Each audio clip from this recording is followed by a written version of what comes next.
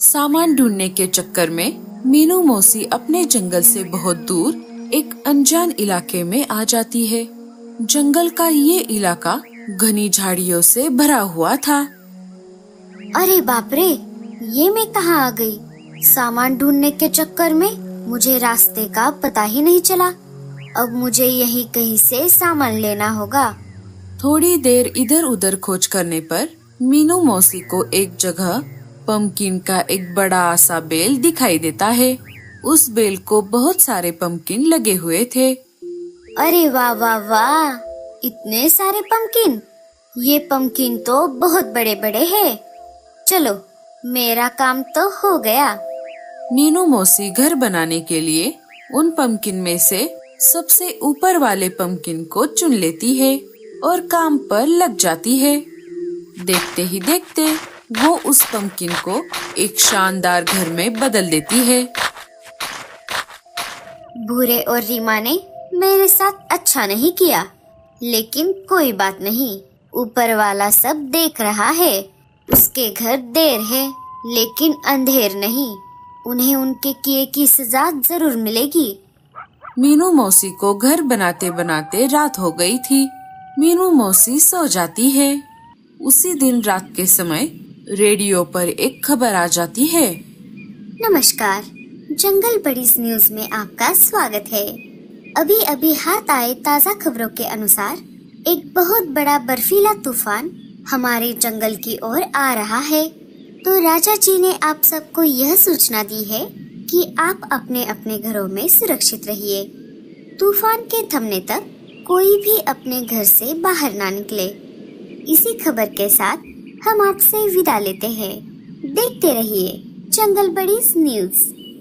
अच्छा हुआ लाडो, हमने समय रहते हमारा घोंसला पक्का कर लिया।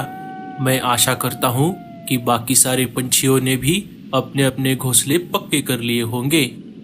हे ऊपर वाले, हम सबकी रक्षा करना। मम्मी, हमें बहुत डर लग रहा है। डरो नहीं बच्चों, मैं हूँ ना तुम्हारे पास। भूरे जी, हमने नया घोंसला तो बना लिया, लेकिन क्या ये तूफान को झेल पाएगा? क्या पता रीमा, अब सब ऊपर वाले के हाथ में है। थोड़ी ही देर में बर्फीला तूफान जंगल में आ जाता है। बहुत सारे पंछियों के घोंसले तूफान की वजह से टूट जाते हैं। उनमें भूरा और रीमा का नया घर भी शामिल था। घोंसला गिरने से पहले भूरा और रीमा घोंसले से बाहर आ जाते हैं और एक पेड़ की डाली पर आकर बैठ जाते हैं। अजी, ये क्या हो गया? हमने तो हमारा नया घोंसला बहुत पक्का बनाया था, फिर भी ये तूफान को नहीं झेल पाया। हमने मीनू मौसी को धोखा दिया, उसी की सजा हमें ऊपर वाले ने दी है। अब चलो यहाँ से, हमें किसी से मदद लेनी होगी। वो दोनों वहाँ से निकलकर सबसे पहले कालू और गोरी के घर के बाहर आ जाते हैं। भूरा घर का दरवाजा खटखटाता है। भैया, भाभी, दरवाजा खोलिए, हम तूफान में फंस गए हैं। अरे, इतने तेज तूफान में ये भूरा और रीमा बाहर क्या कर रहे हैं? भैया, भाभी, दरवाजा खोलिए, हमारा घोंसला टूट गया है। कालू दरवाजा खोलने ही वाला था, तभी गोरी उसे रोक लेती है। कोई जरूरत नहीं है दरवाजा खोलने की। अगर आपने दरवाजा खोल दिया तो तूफान घर में घुस जाएगा और हमारा भी घोंसला टूट जाएगा। लगता है इस तेज तूफान की वजह से भैया और भाभी को मेरी आवाज नहीं आ रही। बहुत देर तक दरवाजा ना खुलने पर वो दोनों वहाँ से निकल जाते हैं। दोनों अपनी जान बचाने के लिए यहाँ वहाँ भटक रहे थे। थोड़ी देर इधर उधर भटकने के बाद उन्हें मीनू मौसी का घर दिख जाता है। वो वहाँ आ जाते हैं। वहाँ आकर उन्होंने देखा मीनू मौसी का घर तो खाली था। अरे, ये मीनू मौसी कहाँ चली गई? अरे जाने दो, हमारी जान बच गई, बस यही काफी है। इधर मीनू मौसी का पम्पकिन का घर घनी झाड़ियों के बीच में होने की वजह से उन्हें तूफान का पता भी नहीं चला। अरे बाप रे, आज तो कुछ ज्यादा ही ठंड लग रही है। लगता है यहीं कहीं आसपास बर्फीला तूफान आ गया है। रात भर तेज तूफान चलता रहा। सुबह हो गई। तूफान अब थम गया था। एक एक करके पंछी अपने अपने घरों से बाहर आने लगे। रीमा, हमें मीनू मौसी को ढूंढना होगा। भूरा सारे पंछियों के पास जाकर सबको सारी बात बता देता है। साथियों, हमें अलग अलग होकर मीनू मौसी को ढूंढना पड़ेगा। सारे अलग अलग होकर मीनू मौसी को ढूंढने लगे। मीनू मौसी, आप कहाँ हो? मीनू मौसी, आप कहाँ हो? बहुत देर तक ढूंढने के बाद भी मीनू मौसी किसी को भी नहीं मिली।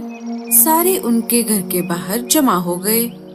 लगता है मीनू मौसी बर्फीले तूफान को नहीं झेल पाई।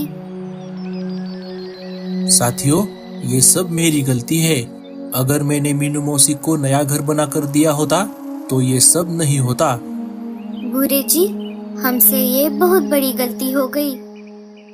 सारे पंछी रोने लगते हैं। साथियों, अब हम सब 1 मिनट के लिए शांत खड़े होकर मीनू मौसी को श्रद्धांजलि देते हैं। सारे आंख बंद करके खड़े हो जाते हैं।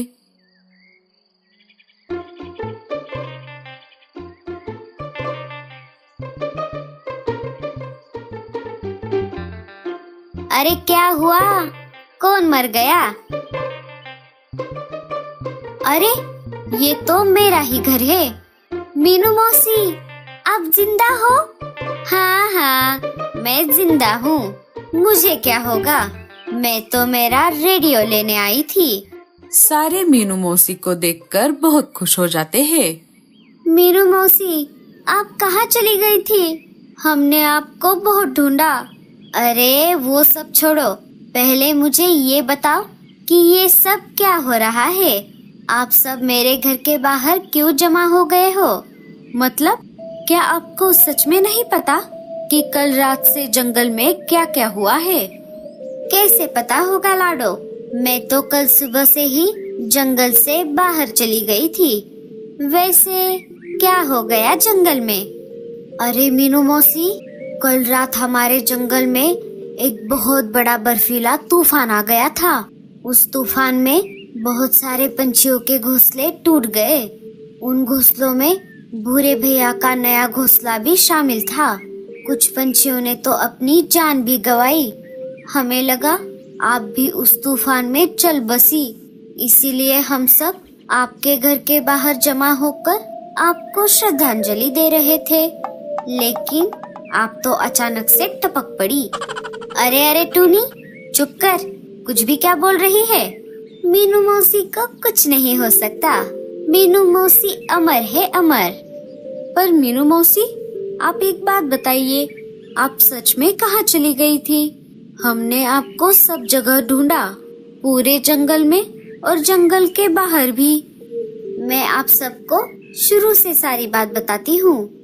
मीनू मौसी सबको एक एक करके शुरू से सारी बात बताने लगती है। मुझे शुरू से दाल में कुछ काला लग रहा था, इसीलिए मैंने जाते जाते चुपके से भूरे और रीमा के घर के खिड़की से उन दोनों की बातें सुन ली। तब मेरा शक यकीन में बदल गया। मैं चाहती तो उसी वक्त उन दोनों को रंगे हाथ पकड़कर उनकी शिकायत राजा जी के पास करती, लेकिन मैंने वैसा नहीं किया। मैं चुपचाप वहाँ से चली गई और बाकी सारा ऊपर वाले के हाथ में छोड़ दिया। और देखो, ऊपर वाले ने उन्हें सजा भी दे दी। मीनू मौसी, हमें माफ कर दो, हमसे बहुत बड़ी गलती हो गई। हम बहुत शर्मिंदा हैं मीनू मौसी। लेकिन मीनू मौसी, आपने अभी तक हमें ये नहीं बताया कि आप कहाँ चली गई थी। अरे बताने से क्या होगा, मैं आप सबको उस जगह लेकर चलती हूँ। चलो मेरे साथ। सारे मीनू मौसी के पीछे पीछे निकल पड़ते हैं।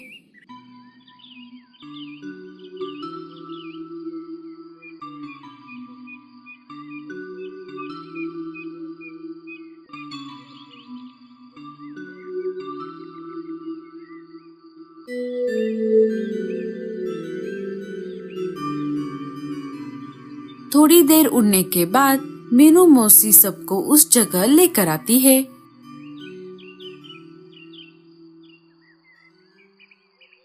ये देखो दोस्तों, ये है वो जगह। अरे बाप रे, ये जगह तो कितनी डरावनी है। यहाँ कितनी बड़ी बड़ी घनी झाड़ियाँ है।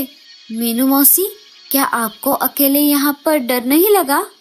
अरे डर किस बात का, यहाँ पर तो कितनी शांति है, शांति। दोस्तों, जैसे कि आप सब देख रहे हो, यहाँ पर बहुत सारे पंपकिन के बेल है। जब कल मैं यहाँ पर आई थी तब मैंने इन्हीं पंपकिन में से एक पंपकिन को मेरा घर बनाया था। वो देखो मेरा घर। सारे मीनू मौसी के घर को देखकर चौंक गए। अरे वाह मीनू मौसी, आपने घर तो बहुत बढ़िया बनाया है। काश मेरे पास भी ऐसा एक कोई घर होता। मेरा घर तो तूफान में टूट गया। अरे तो देर किस बात की, तुम भी यहाँ पर अपना एक घर बनाओ। ये सारे पंपकिन ऐसे ही यहाँ पर पड़े हुए हैं। साथियों, जब तक सर्दियाँ खत्म नहीं होती हम यही रहेंगे। सारे लाडो की बात से सहमत हो जाते हैं। सारे पंछी एक एक करके अपने अपने पंपकिन चुन लेते हैं और काम पर लग जाते हैं। सारे एक दूसरे की मदद से सबके लिए अलग अलग पंपकिन के घर बनाते हैं। दोस्तों, इस जगह की सबसे खास बात ये है, जंगल का ये हिस्सा घनी झाड़ियों के बीच में है। इसीलिए यहाँ तूफान का पता भी नहीं चलता और यहाँ पर शिकारी पंछी भी नहीं आते। सरदार, अब मुझसे भूख बर्दाश्त नहीं हो रही। चलिए हम इन पर हमला बोल देते हैं। अबे चुप कर, ये सारे आज ही यहाँ आए हैं। इन्हें जरा इस जगह पर घुल मिलने दे। जब ये यहाँ घुल मिल जाएंगे तब हम एक एक करके इन्हें खा जाएंगे।